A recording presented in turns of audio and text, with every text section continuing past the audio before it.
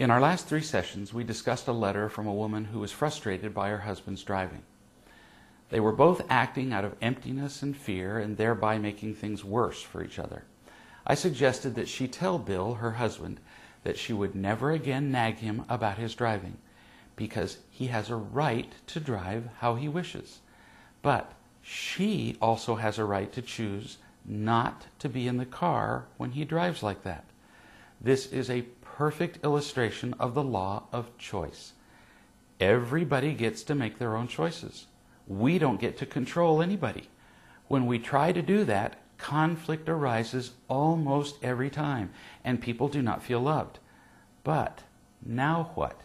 If he can drive like a loon, and she can choose not to be with him when he does, how do we solve the physical problem of transportation? How can they get anywhere together? Back to the writer of the letter. In every situation, there are 3 choices. Live with it and like it, live with it and hate it, or leave it. You've been trying to exercise a 4th choice, change the other person, which never works. It's not really even a choice. You've also tried living with it and hating it, which also never works. So what's left? Live with it and like it, or leave it.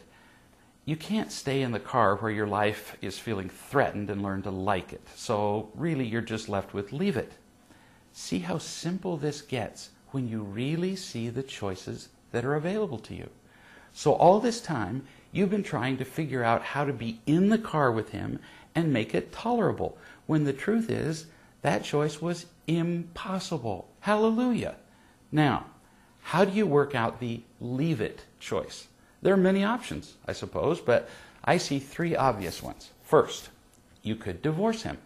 Really, that's one of the choices, but that seems a little drastic over the issue of how he drives. So before you go to that choice, let's look at the other 2. Second, when you're both going to the same place, you can go in the same car, but you will be the driver.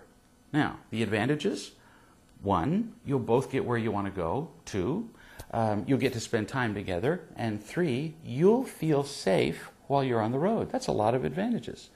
Are there any disadvantages to this approach? Sure, almost every decision has a disadvantage or 2. In this case, Bill would have to make the sacrifice of the pleasure and the power he gets from driving, but only on the occasions when you're together.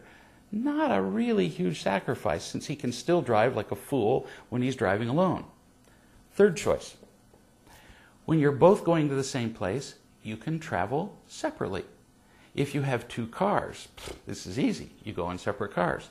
If not, one of you takes the car and the other person takes a taxi, bus, helicopter, whatever. You just work it out.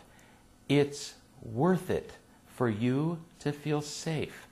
Now, as you work on this together, it's not the words you use that matter most, or the physical options that you present or work out.